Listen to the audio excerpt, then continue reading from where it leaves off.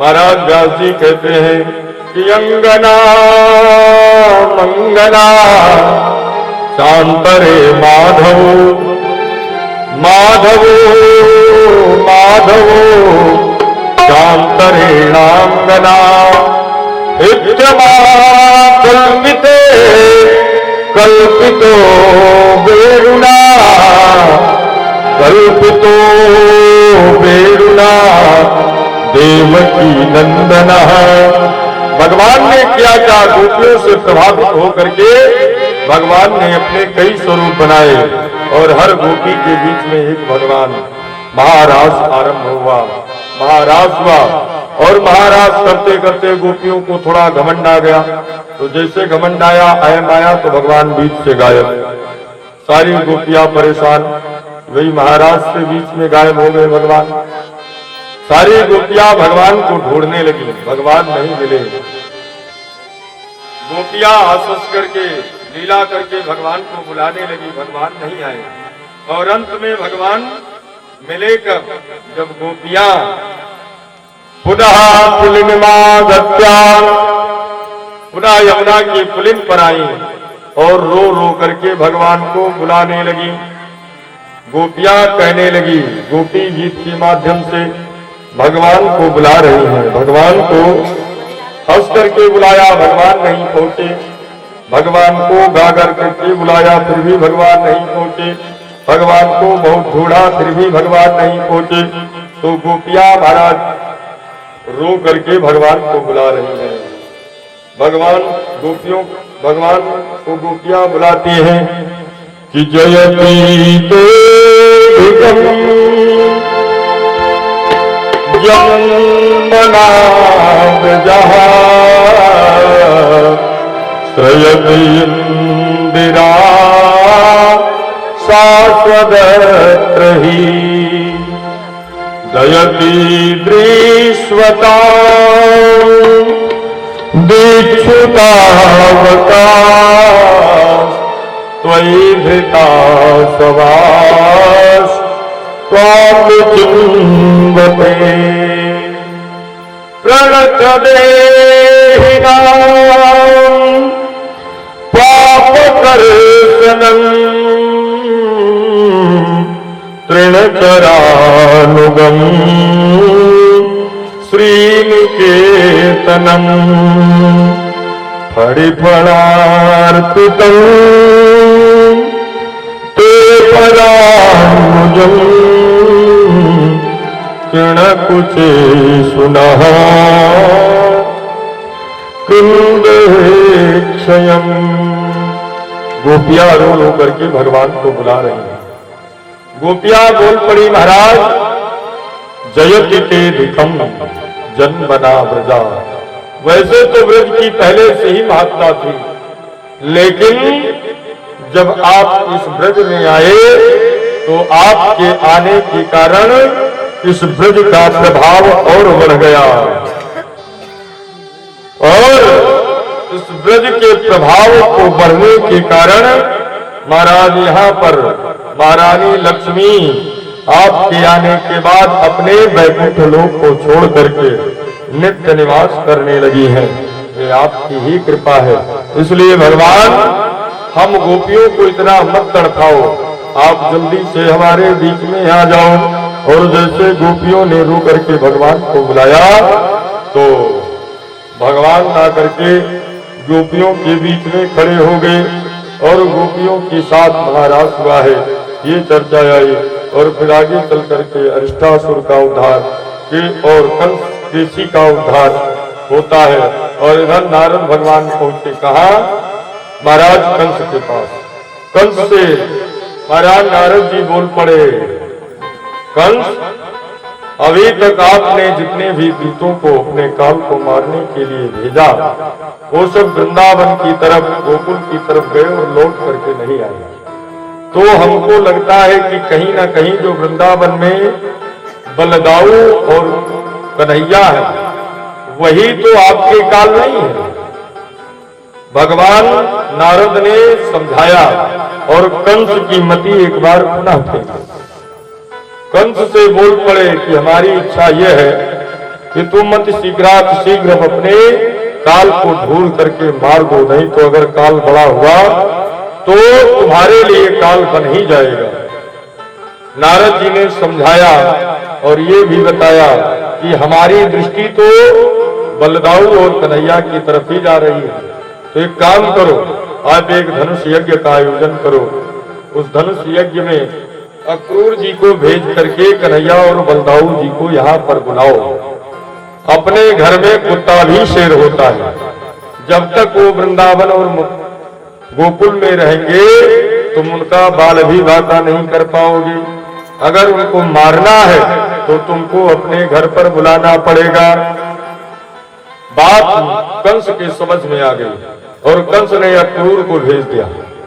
अक्रूर गए और अक्रूर जब गए तो भगवान की भक्ति में इतना डूबे कि 12 किलोमीटर का 3 कोस का मथुरा से और वृंदावन का रास्ता पूरे दिन में, वो भी रथ में जुते हुए घोड़े से पार किया।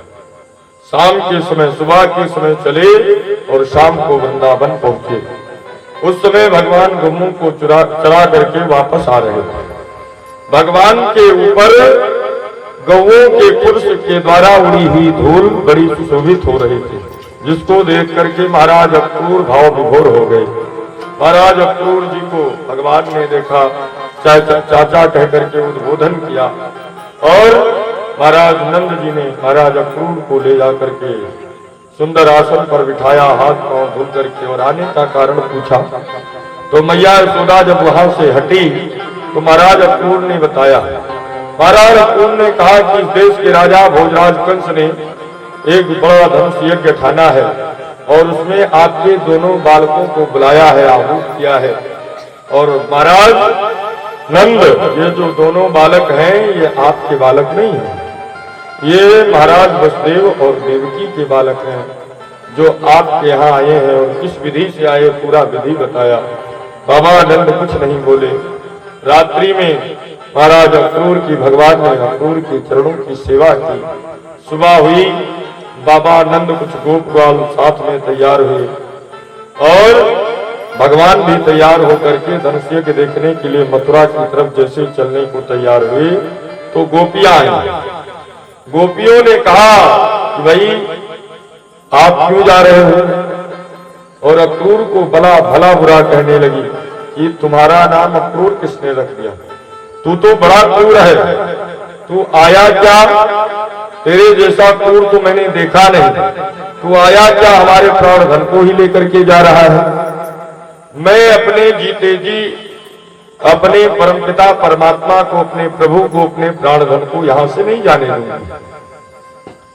गोपियों को बहुत समझाया, गोपियां नहीं मानी। अंतोगत्वा अक्रूर से बोल पड़ी कि अक्रूर, अगर तुम हमारे प्राण धन को ले जाना चाहते हो तो तुम एक काम करो, हम गोपियों के शरीर के ऊपर से अपने रथ के पहियों को चलाते हुए तब हमारे प्रभु को लेकर के जाओ।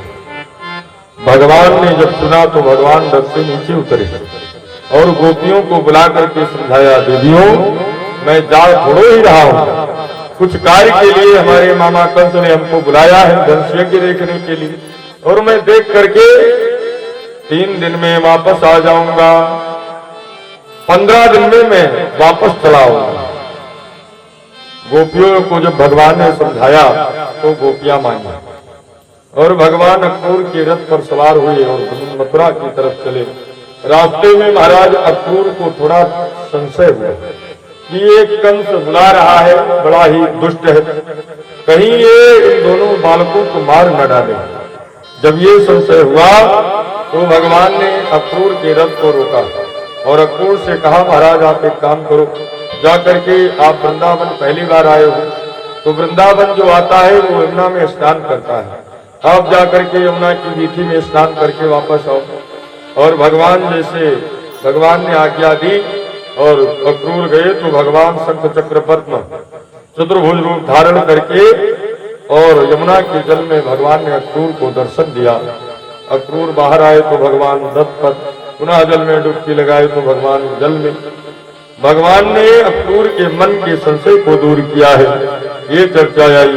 और फिर आगे चल करके भगवान को महाराज अक्रूर मथुरा लेकर के पहुंच गए। बाहर ही एक उद्यान में भगवान को अक्रूर ने ठहरा दिया, ये चर्चा आई। अक्रूर ने भगवान को ठहराया है और स्वयं अक्रूर मथुरा चले गए। सुबह हुई तो भगवान और बलदाऊ भैया और कुछ गोप वालों ने अपने बाबा नंद से आज्ञा मांगी कि महाराज हम लोग मथुरा आए हैं, तो हमारी इच्छा है कि मथुरा की सौंदर्य का दर्शन कर लिया जाए। आज्ञा मांगी, आज्ञा मांग करके गए तो लोगों के द्वारा भगवान के साथियों को पता चला कि जो इस देश के राजा भोज हैं, कंस हैं, भोजराज कंस, वो भगवान के मामा हैं। गोपों ने कहा कि लाला तो पहले बताया होता तो हम लोग घर से बढ़िया सुंदर कपड़ा पहन करके आते धनुष यज्ञ देखने, और मामा के यहाँ तो हमको ले जाएगा तो तेरी बड़ी बेइज्जती होगी, इसलिए हमको यहीं छोड़ दे और तू जा धनुष यज्ञ देख करके चला। भगवान ने कहा लाला हम तुम्हारे बिना एक कदम नहीं जाएंगे।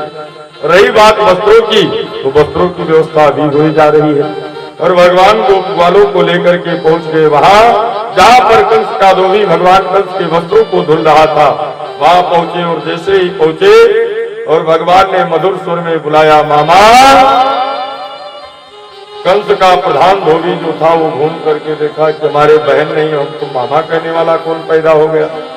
भगवान के ऊपर दृष्टि पहुंची, भगवान के ऊपर दृष्टि पड़ी तो भगवान से बोल पड़ा, ये बताओ आज तक हमारी कोई बहन नहीं हुई, तुमने हमको मामा कैसे बना लिया। तो भगवान बोल पड़े भाई कि इस देश के राजा भोजराज कंस हमारे मामा है, और मामा के गांव में अक्सर मामा ही पैदा होते हैं, है ना। मामा के गांव में मामा ही होते हैं, तो रिश्ते में आप भी हमारे मामा हो। बड़ा उल्टा पलटा कहने लगा, कैसे हम तुम्हारे मामा हुए, ये है वो है। फिर उसके बाद धोबी ने पूछा, ये बताओ मामा कहने का तात्पर्य क्या है, क्यों तुमने मामा कहा। तो भगवान ने कहा भाई ये हमारे वस्त्र जो हैं, ये हमारे साथी लोग, इनको सुंदर सुंदर वस्त्र की आवश्यकता थी, तो हमने सोचा कि आप मामा से चल करके मांग लिया जाए। और मामा बड़े दयालु होते हैं, क्योंकि मैं जानता हूं कि माँ और माँ दो दयालुता से बन करके मामा शब्द बनता है। भाई माँ शब्द दयालुता का बोधक, और डबल माँ हो तो वहां दो बार दयालुता शब्द हो सकता है। तो आपको अगर मैं मामा कहूंगा तो आप बड़े दयालु हैं, दे देंगे। कंस का धोबी भगवान के ऊपर पलट पड़ा। इन हीरों को तो देखो, कहा भोजराज कंस, कहा राजा भोज, और कहा ये गंगू तेली वाली स्थिति, कहा भोजराज कंस का वस्त्र, और कहा ये जंगल में पशुओं के पीछे हिव हिव करने वाले, ये भोजराज कंस के वस्त्रों को मांग रहे हैं। उल्टा पलटा जैसे बोलने लगा तो भगवान ने बलराम की तरफ देखा। क्यों? बलराम जी ने कहा इस बार मैं भले ही बड़ा हूं, लेकिन आप हमारा बात मानोगे नहीं, करोगे अपने मन की, तो जो इच्छा हो सो करो। और खींच करके एक झापड़ जैसे मारा तो सर धड़ से अलग हो गया। सारे धोबी भाग खड़े हुए। भगवान ने गोपों से कहा मनपसंद छाटो। लोगों ने वस्त्र पहना, लेकिन अब फिटिंग के थे नहीं, तो पहन करके चले तो मथुरा की सड़कों पर झाड़ू लगने लगा। एक गोप ने कहा लाला ऐसे काम बनने वाला नहीं है, इसको सही करवाया जाए। तो एक दर्जी के यहाँ पहुंचे। दर्जी के यहाँ जब पहुंचे तो उसने हाल सुना था, तो उसने भगवान के गोप वालों के वस्त्रों को बिल्कुल शरीर के अनुसार बनाया, और भगवान ने उसको आशीर्वाद दिया कि जाओ, जितने का वस्त्र नहीं उससे अधिक तुम्हारी सिलाई होती चली जाएगी। दर्जी के ऊपर कृपा किया। तो कुछ गोप वालों ने कहा महाराज बढ़िया बढ़िया वस्त्र तो हमने पहन लिया, लेकिन गले में माला होती तो बड़ा आनंद आ जाता। वृंदावन वाले दो चीज के बड़े शौकीन होते हैं, एक माला और दूसरे चंदन। तो आगे चल करके हुआ क्या, सुदामा नाम का एक माली था, उसने जब भगवान को और भगवान के गोप वालों के स्वरूप को देखा तो बढ़िया सुंदर माला ला करके भगवान को और भगवान के बालकों को पहनाया। माली के ऊपर भगवान ने कृपा किया, आशीर्वाद दिया, आपके यहाँ रखा हुआ फूल कभी निर्माल्य नहीं होगा, हमारे ऊपर हमेशा चढ़ता रहेगा, भगवान के ऊपर हमेशा चढ़ता रहेगा। और माली के बिना कोई पूजन पाठ का कार्य आगे भी नहीं बढ़ेगा। भगवान ने उसको आशीर्वाद दिया। और फिर अब और आगे बढ़े। तो जब और आगे बढ़े तो 3 अंग से टेढ़ी देवी जिसका नाम है कुब्जा। हाथ में बढ़िया चंदन घिसे और महाराज कंस को एक कटोरे में रख करके कंस को लगाने के लिए जा रहे थे, जिसकी सुगंधी चारों तरफ व्याप्त हो रही थी। गोप ग्वालों ने कहा, लाला सब कुछ ठीक हो गया, अगर कहीं चंदन लग जाता तो और आनंद हो जाता। और भगवान की दृष्टि कुब्जा के ऊपर पड़ी, जो हाथ में चंदन लिए जा रहे थे और 3 अंग से टेढ़ी। भगवान को तो चंदन लेना था तो कुछ प्रशंसा करनी पड़ती, तो भगवान ने साहित्यिक शब्दों का प्रयोग करते हुए भगवान ने कहा, हे सुंदरी सुनो। और जैसे ही सुंदरी कहा तो लोग अक्सर कुब्जा को चिढ़ाया करते थे, क्योंकि 3 अंग से टेढ़ी थी। इस बार जब भगवान के मधुर स्वर कुब्जा के कानों में पड़े तो कुब्जा ने जब पलट करके देखा तो कुब्जा भगवान के स्वरूप को देख करके भाव विभोर हो गई। सोचने लगी, मैं तो सुंदर नहीं हूं, मैं 3 अंग की टेढ़ी, लेकिन हमको सुंदरी कहने वाला परम सुंदर है। और भाव विभोर होकर के कुब्जा ने सभी गोपवालों के माथे मस्तक पर और भगवान के मस्तक पर बढ़िया थापक हुआ चंदन लगाया। भगवान ने कहा, भाई अब इनके ऊपर भी कुछ कृपा करनी चाहिए। तो भगवान ने कहा, क्या किया जाए बलराम से? तो बलराम ने कहा, भाई अब जो इच्छा हो करो, करना अपने मन का है। तो भगवान ने किया क्या, कुब्जा के पांव पर रखा पांव और थोड़ी को पकड़ के झटका दिया, तो परम सुंदरी के रूप में महारानी कुब्जा प्रकट हो गई, परम सुंदरी के रूप में परिणित हो गई। भगवान से प्रणय निवेदन किया तो भगवान ने कहा, भी नहीं, अभी तो बहुत कुछ कार्य करना है। बढ़िया चंदन वंदन लगा करके पहुंच गए भगवान वहां जहां पर महाराज कंस का धनुष रखा था। रंगशाला में पहुंच गए और देखते ही देखते भगवान ने उस धनुष को उठाया और खींच करके जैसे प्रत्यंचा चढ़ानी चाहिए, टंकार के शब्दों के साथ वो धनुष 2 भागों में विभाजित हो गया। कंस को पता लगा।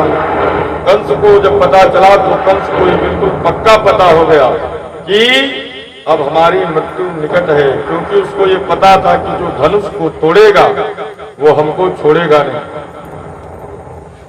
पहरा टाइट कर दिया। भगवान धनुष को तोड़ करके कुछ सैनिक जो धनुष की रखवाली करते भगवान के ऊपर टूट पड़े, तो धनुष के एक एक भाग को लेकर के दोनों भाइयों ने उनको धराशायी कर दिया, वहां से चले आए। ये चर्चा आई और फिर आगे चल करके चर्चा आती है।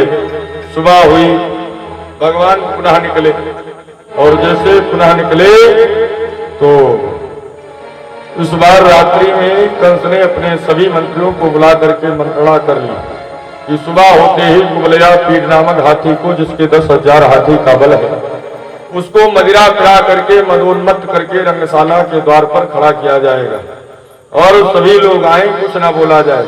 लेकिन जैसे कृष्ण और बलदाऊ आवे तो महावत हाथी को बेकाबू करके और उन दोनों को कुचलवा करके मरवा दे।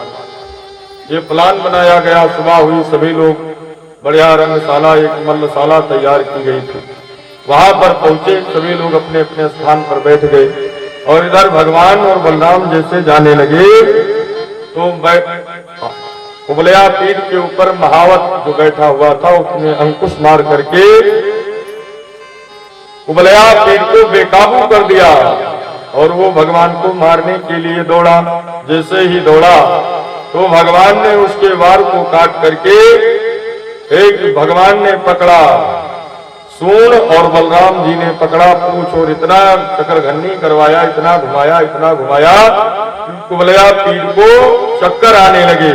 और फिर महाराज बलराम जी ने सूंड पकड़ करके और ऐसा घुमा करके आकाश मार्ग में फेंका कि आधे पहाड़ पखेरु आकाश जाते ही खत्म हो गए।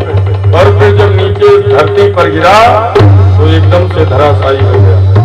कुबलया पीठ का उद्धार कर दिया भगवान ने। और दोनों भाइयों ने उस हाथी के दांत को उखाड़ करके गदा की भात कंधे पर रख करके मल्लशाला में प्रवेश किया। जैसे मल्लशाला में प्रवेश किया तो महाराज व्यास जी कहते हैं कि जो जिस भाव से भगवान को देख रहे थे उसी भाव से भगवान उनको दिखाई पड़े। मल्लाणाम नृणाम नरवरो प्रीणाम स्मरो महामूर्तिमान गोपानाम तजनोसताम त्रिभुजाम तास्तासपुत्रोऽस्तु मृत्युर्भोजपते विराज विदुषां तत्त्वं परं योगिनां वृष्णीनां परदेवते त्रिदितो रंगं गता साग्रजा। भगवान व्यास कहते हैं कि जो मल्ल शाला में मल्ल युद्ध करने के लिए सल कौशल मुष्टिक चारुण इत्यादि रखे गए थे, उनको भगवान वज्र के समान दिखाई दिए।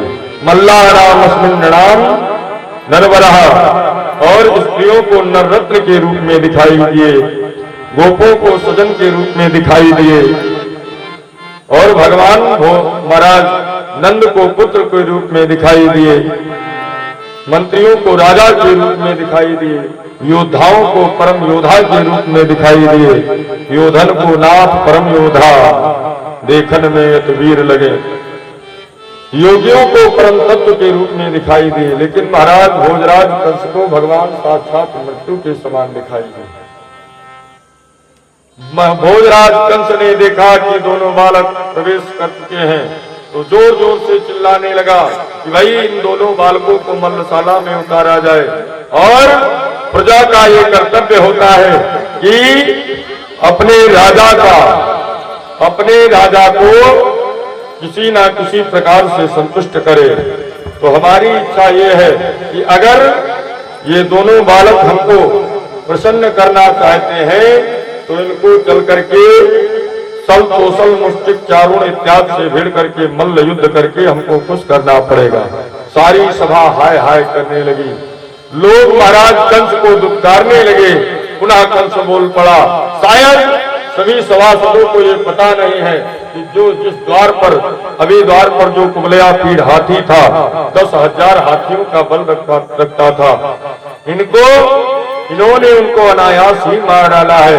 इसलिए जिनके मन में ये शंका हो कि ये बालक छोटे हैं, वो ये ध्यान से सुन ले, कुबलया पीढ़ हाथी को मारने वाला कोई साधारण व्यक्ति नहीं हो सकता। इसलिए हमारी इच्छा है कि ये हमारे इन पहलवानों से युद्ध करें। और सभी सभा में हाय हाय होने लगी। भगवान ने सोचा कि भाई अब कुछ ना कुछ तो करना ही पड़ेगा।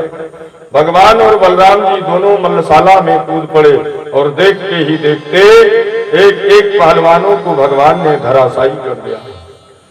राजा भोजराज कंस घबराया, उल्टा पलटा बकने लगा, सेनाओं से कहा जल्दी इन दोनों बालकों को मार डालो, इनका वध कर डालो, अति शीघ्र इनको मौत के घाट उतार दो। ये बक ही रहा था, तब तक हुआ क्या, भगवान क्रोधित होकर के और सीधे पहुंच गए वहां जहां पर भोजराज कंस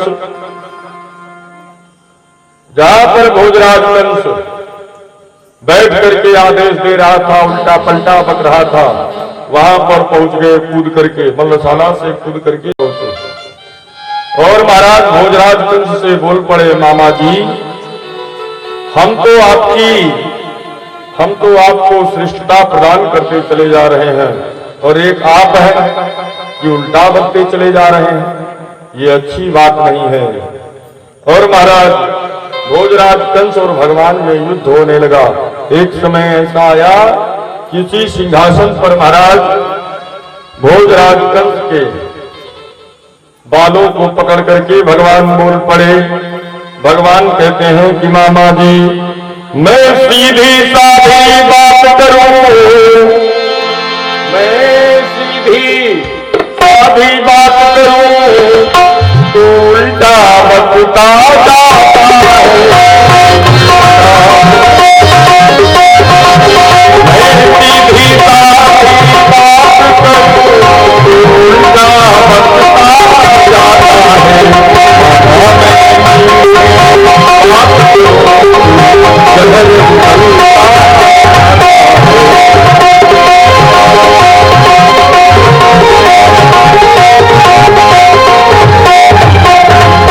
कितना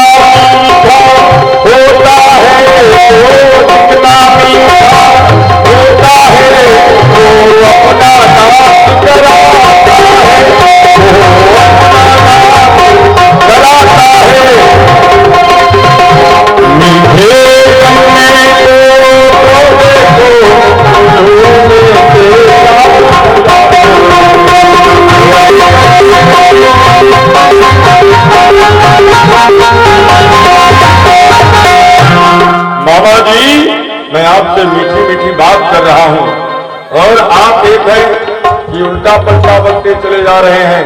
महाराज भोजराज कंस सुनो, अब मैं तुमको सही सही बताने जा रहा हूं।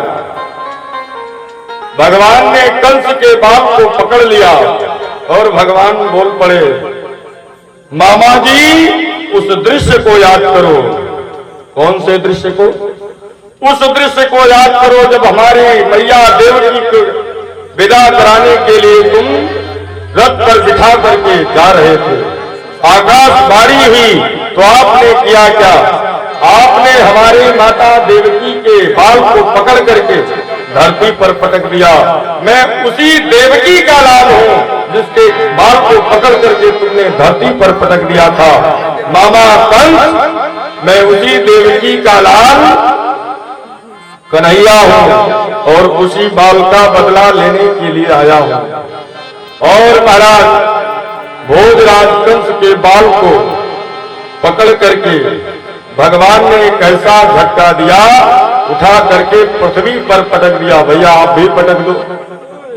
हाँ, बड़े बलवान हो, उठा करके पटक दिया, जिससे भोजराज कंस के प्राण रुके।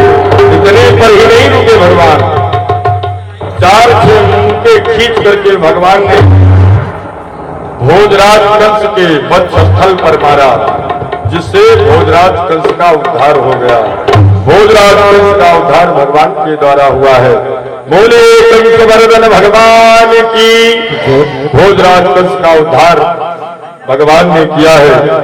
ये चर्चा आई, कंस के अत्याचारों से माता पृथ्वी को मुक्ति मिली। देवतागण आकाश में फूल बरसाने लगे।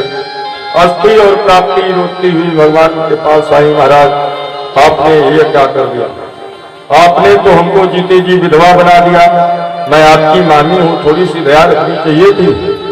आपने हमारे पति को मार करके अच्छा नहीं किया है। मैं तो पति विहीना हो चुकी हूं।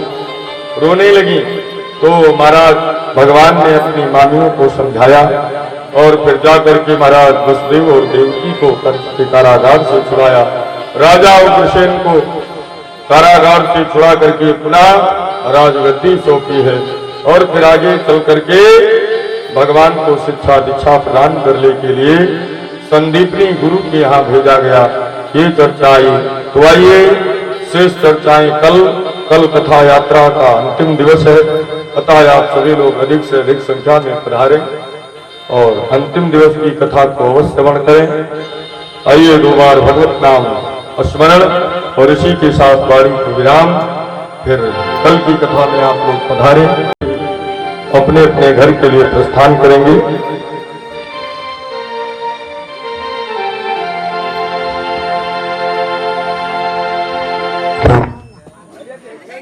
अरे गोविंद मेरो है, गोपाल मेरो है, गोविंद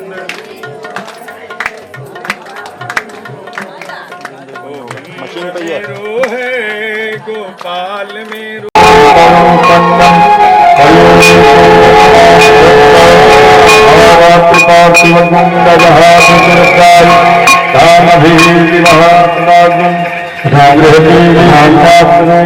वर्तते तमः श्रीमद् भागवत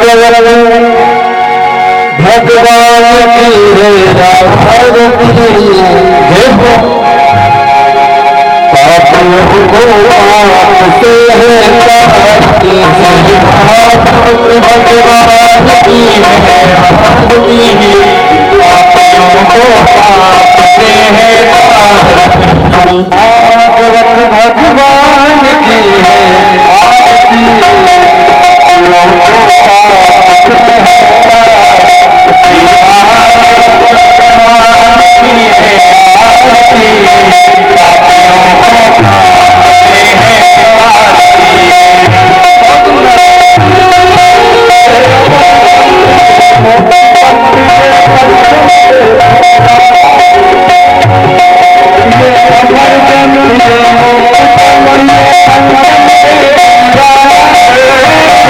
Thank you.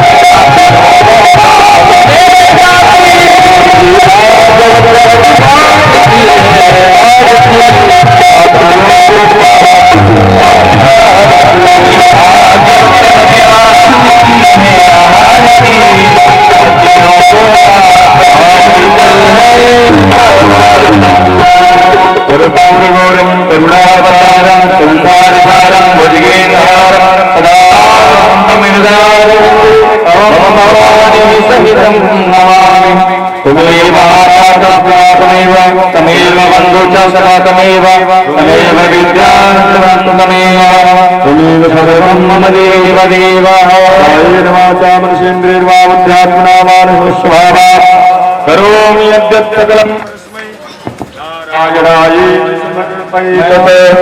नारायणायेति समर्पयेतत् आरार्नित्यं समर्पयामि जलेशस्वितलीकरणम् आरार्नित्यग्रहणम् हस्ते पुष्पाण्याराय मन्त्रपुष्पाञ्जलिं हरि ओं यज्ञेन यज्ञमयदन्तदेवास्तान् धर्माय तुल्यनादं महिमानः सुदन्तपूर्वे साध्याः शान्तिदेवाः हरि ओं एकदन्ताय विद्महे वक्रतुण्डाय धीमहि तद्दोनं प्रचोदयात् हरि ओं वृषभानुजाय विद्महे कृष्णप्रियायै धीमहि तन्नो श्रीराधा प्रचोदयात् हरि ओं वासुदेवाय विद्महे देवकीनन्दनाय धीमहि तन्नो कृष्णः प्रचोदयात् सेवन्तिकामकुलसम्पदात्लाब्धे पुण्डागलातिगर्वीर्विशालपुष्पै बिल्वप्रवालतुलसीदलमञ्जरीवे